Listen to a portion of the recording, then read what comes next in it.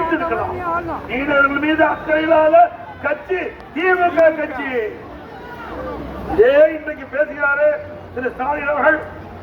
1999ஆம் ஆண்டு பாரதிய ஜனதாவோட கூட்டணி வச்சது திமுக நாடாளுமன்ற தேர்தலில். அப்ப நாடாளுமன்ற தேர்தலில் திமுக வெற்றி பெற்று திரு முரசொலி மாறன் மற்றவர்கள் அந்த திரு வாஜ்பாய் பிரதமரா இருக்கும் போது அந்த அமைச்சரவையில அமைச்சரா இருந்தாங்க. அப்பெல்லாம் மீனவருக்கு கண்டு தெரியல, மீனவர்களை பற்றி சிந்திக்கல. அடுத்த ஆண்டு தேர்தல் வர இருக்குது, எப்படியாவது மத்திய அரசு மீது பழிய போட்டு அந்த மீனவ மக்களுடைய வாக்குகளை பெறுவதற்கு இன்னைக்கு போய் பிரச்சாரம் செய்யுது.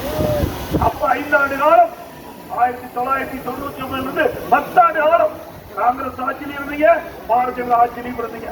10 ஆண்டு காலம் மத்தியிலே ஆட்சி இருக்கின்ற போது, அதிகாரம் இடத்துல இருக்கின்ற பொழுது இந்த மீனவ மக்களுடைய துன்பங்கள், துயரங்கள், வேதனைகள் அந்த கச்சத்தீவை மீட்டால்தான் அது அவர்களுக்கு நிவாரணம் கிடைக்கும் என்று ஏதாவது சிந்தித்து பார்த்தீர்களா? உண்மையிலேயே மக்கள் மீது, மீனவர்கள் மீது அக்கறை இருந்தால் அப்பொழுது உங்களுக்கு ஆட்சி அதிகாரம் இருக்கின்ற பொழுது மத்திய அரசு வென்று மீனவர்களை காப்பாற்றிருக்கலாம், கச்சத்தீவை மீட்டிருக்கலாம். அதெல்லாம் கிடையாது. குடும்பத்துக்கு ஆட்சி அதிகாரம் வேணும். அந்த காலகட்டம் இருக்கிறது மாதிரி மக்களே எச்சரிக்கையாக இப்படி ஆசை வார்த்தை காட்டி உங்களை ஏமாற்றி அடுத்த ஆண்டு நடைபெற்ற சட்டமன்ற பொதுத்தேர்தலில் உங்களுடைய வாக்குகளை பெறுவதற்காக தந்திரமாக இன்றைக்கு அறிக்கை விடுகின்ற முதலமைச்சர் திரு ஸ்டாலின் என்பதை உணர்ந்து அடுத்து வருகின்ற ஆண்டு சட்டமன்ற தேர்தலில் எங்களுடைய கட்சிக்கு ஆதரவு கொடுங்கள்.